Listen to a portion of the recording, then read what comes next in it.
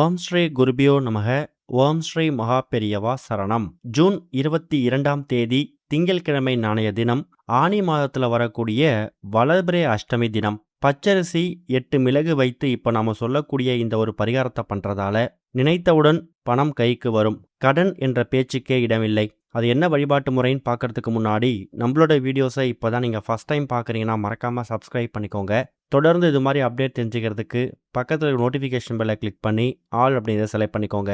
இப்போ பச்சரிசி மிளகு வைத்து என்ன பரிகாரம் செய்ய போகிறோம் அப்படிங்கிற பற்றி தெளிவாக தெரிஞ்சுக்கலாம். சிவ வடிவங்களில் ஒன்றாக இருக்கக்கூடியவர் காலபைரவர். காலபைரவர் அப்படின்னாலே அவருக்கு அர்த்தம் காவல் தெய்வம். வாழ்க்கையில் யார் ஒருத்தவங்களுக்கு எதிரிகள் தொல்லை அதிகமாக இருக்குது, தொழிலையும் வாழ்க்கையிலையும் போட்டி பொறாமை அதிகமாக இருக்கு, கண் திருஷ்டி, பில்லி, சூனியம் இது மாதிரி எந்த விதமான எதிர்மறை எண்ணங்களும் நம்ம பக்கத்தில் நெருங்கவே கூடாது அப்படின்னு நினைக்கிறவங்க காலபைரவரை தாராளமாக வணங்கலாம். அதுலேயும் அவரை வணங்குறதுக்கு முக்கியமான தினங்கள் 2 தான். ஒன்று அமாவாசைக்கு பிறகு வரக்கூடிய வளர்பிறை அஷ்டமி, பௌர்ணமிக்கு பிறகு வரக்கூடிய தேய்பிறை அஷ்டமி. நிறைய பேர் கடன் தொல்லை தீரணும், பொருளாதார பிரச்சனை தீரணும், எதிரிகள் தொல்லை இருக்கக்கூடாது அப்படின்னு நினைக்கிறவங்க இந்த தேய்பிரை அஷ்டமிக்கு தான் அதிக முக்கியத்துவம் கொடுப்பாங்க. ஆனால் தேய்பிரை அஷ்டமிக்கு என்ன ஒரு சக்தி, ஒரு பவர் இருக்கோ அதே ஒரு சக்தி இந்த வளர்பிறை அஷ்டமிக்கு இருக்கு.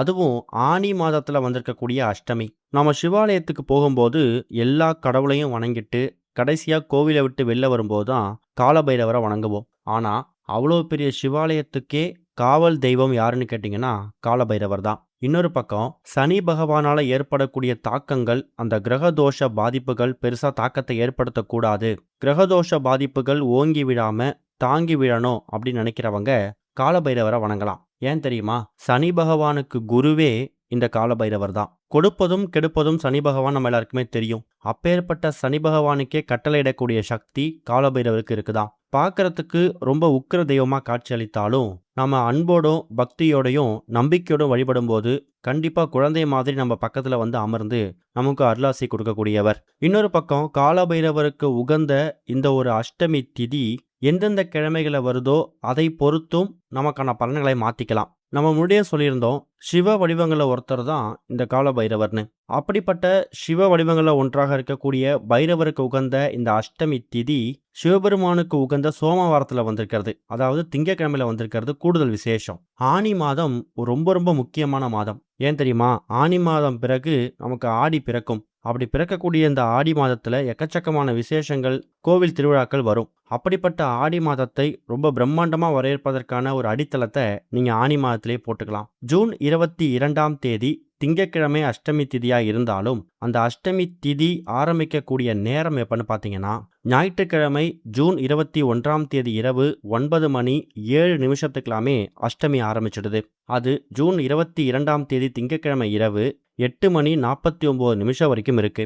பொதுவாக இந்த ராகு கால நேரத்தை இறை வழிபாட்டுக்கோ சுபகாரியங்கள் பண்ணுறதுக்கோ நம்ம பயன்படுத்த மாட்டோம். ஆனால் அந்த ராகு கால நேரம் காலபைரவருக்கு மட்டும் விதிவிலக்கு.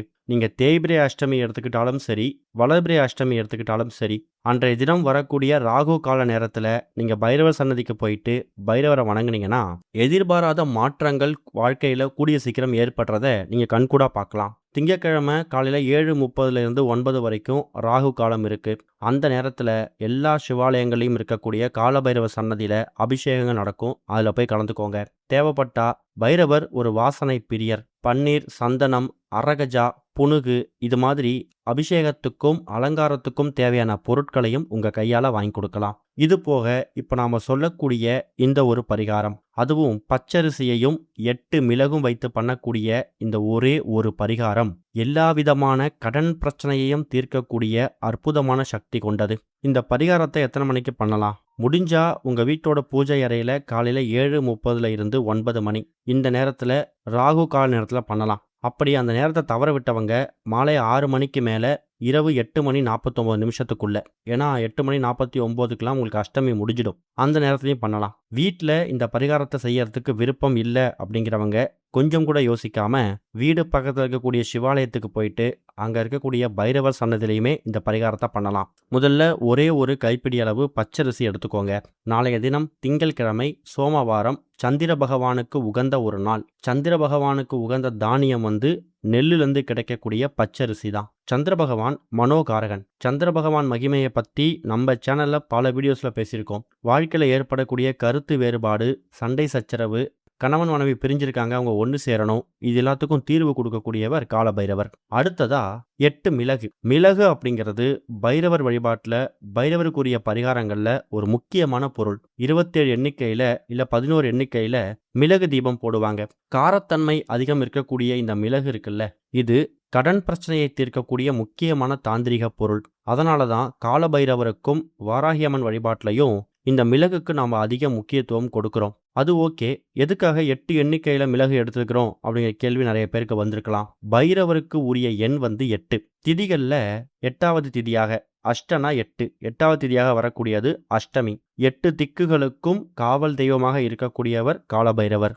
அவரை நினச்சி 8 எண்ணிக்கையில் மிளகை நீங்கள் எடுத்து வச்சுக்கணும். ஒரு சிறிய தட்டில் இல்லைனா ஒரு இலை, அது செம்பருத்தி இலையாக இருந்தால் இன்னும் விசேஷம். எடுத்து வைத்திருக்கக்கூடிய அந்த இலையிலையோ இல்லை தட்டிலையோ ஒரே ஒரு கைப்பிடி அளவு பச்சரிசியை வச்சுட்டு அதுக்கு மேலே 8 எண்ணிக்கையில் இருக்கக்கூடிய மிளகை நீங்கள் சுற்றி வைக்கணும். முடிஞ்சா அதுக்கு நடுவில் ஒரே ஒரு சில்லறை நாணயம், அது எவ்வளோ ரூபாய் இருந்தாலும் பரவாயில்லை. முன்னாடியே சொன்ன மாதிரி இதை உங்கள் வீட்டோட பூஜை அறையிலையும் பண்ணலாம், இல்லை உங்கள் வீடு பக்கத்து கோவில்லையும் போய் பண்ணிவிட்டு அதை வீட்டுக்கு எடுத்துகிட்டு வரலாம், தப்பில்லை. சில்லறை நாணயம் அப்படிங்கிறது மகாலட்சுமி தாயார் அம்சம் பொருந்திய அற்புதமான ஒரு பொருள். இந்த பரிகாரத்தை பண்ணுறதுக்கான முக்கியமான நோக்கம் என்ன அப்படின்னா, திங்கட்கிழமையில் சிவபெருமானுக்கு உகந்த அந்த பச்சரிசியையும் காலபைரவருக்கு உகந்த 8 எண்ணிக்கையில் மிளகையும் எடுத்து இந்த 2 பொருட்களையும் ஒன்றாக சேர்க்கும் போது அதனுடைய மதிப்பு பன்மடங்கு கூடும். இது அப்படியே செஞ்சு வச்சுட்டு வெறும் விளக்கு மட்டும் ஏற்றி வழிபடாமல் சிவபெருமான முதல்ல பிரார்த்தனை பண்ணுங்க. ஏன்னா சோமவாரத்துக்குரிய கடவுள் அவர் தான். அடுத்ததாக பச்சரிசி வைத்திருக்கிறதால சந்திர பகவானையும் பிரார்த்தனை பண்ணுங்க. கடைசியாக காலபைரவர் வழிபாடு. காலபைரவர்கிட்ட இந்த வளர்பிறை அஷ்டமியில் என்னென்ன கோரிக்கைகள் இருக்கோ அதை ஒன்று விடாமல் நீங்கள் சொல்லலாம். அது கடன் பிரச்சனை, பொருளாதார பிரச்சனை, இல்லை நம்ம முன்னாடியே சொன்ன மாதிரி எதிரிகள் தொல்லை, தொழிலில் போட்டி பொறாமை, இது மாதிரி எந்த விதமான நெகட்டிவ் எனர்ஜியாக இருந்தாலும் சரி, அது எங்கள் வீட்டுக்குள்ளே இருக்கவே கூடாது அப்படின்னு மனசார பிரார்த்தனை பண்ணிக்கோங்க. அதுக்கப்புறம் வீட்டோட பூஜை அறையில் விளக்குகள்லாம் எரியக்கூடிய அந்த நேரம் வரைக்கும் இந்த ஒட்டுமொத்த அமைப்பும் அப்படியே இருக்கட்டும். ஒருவேளை கோவிலுக்கு போயிட்டு இந்த பரிகாரத்தை பண்ணுறீங்கன்னா கோவிலில் போய் வழிபட்டுட்டு ஒரு 5 நிமிஷம் கழித்து நீங்கள் வரும்போது கூடவே நீங்கள் எடுத்துகிட்டு வந்துடலாம். வந்ததுக்கு பிறகோ இல்லை வீட்டில் பூஜையை முடிச்சதுக்கு பிறகோ நீங்கள் எங்கே தயார் செய்தாலும் சரி, ஒரு வெள்ளை நிற துணி அப்படி இல்லைனா சிவப்பு நிற துணி, இந்த ரெண்டுத்தில் ஏதாவது ஒரு நிற துணி எடுத்து அதில் அந்த பச்சரிசி, அந்த மிளகு, அந்த சில்லறை நாணயம் எல்லாத்தையும் ஒன்றாக சேர்த்து ஒரு மூட்டையாக கட்டி உங்கள் வீட்டோட நிலைவாசலில் கட்டணும். காலபைரவருக்குரிய இந்த ஒரு அஷ்டமி தினத்தில் இந்த பரிகாரத்தை பண்ணிங்கன்னா உங்கள் வீட்டோட நிலைவாசலில் காலபைரவர் காவல் தெய்வமாக வந்து நிற்பார். இது வரைக்கும் வாழ்க்கையில் பெருசாக காலபைரவர் வழிபாட்டுக்கு முக்கியத்துவம் கொடுக்கலன்னா இந்த ஒரு பரிகாரத்தை ஸ்டார்ட் பண்ணுங்கள், கண்டிப்பாக முன்னேற்றம் கிடைக்கும். 3 மாதத்துக்கு ஒரு முறை, 6 மாதத்துக்கு ஒரு முறை மட்டும் அந்த பழைய பொருட்களை பிரித்து தண்ணியில் விட்டுட்டு அஷ்டமி அன்னைக்கு மறுபடியும் தயார் செஞ்சு வச்சுடுங்க. செவ்வாய்க்கிழமைகள்லையும் காலபைரவருக்கு வந்து அஷ்டமி தினங்கள்லையும் நீங்கள் சாம்பிராணி தூபம் போடணும். நம்பிக்கையோடு பண்ணுங்க. ஓம் ஸ்ரீ குருபியோ நமக. ஓம் ஸ்ரீ மகா பெரியவா சரணம்.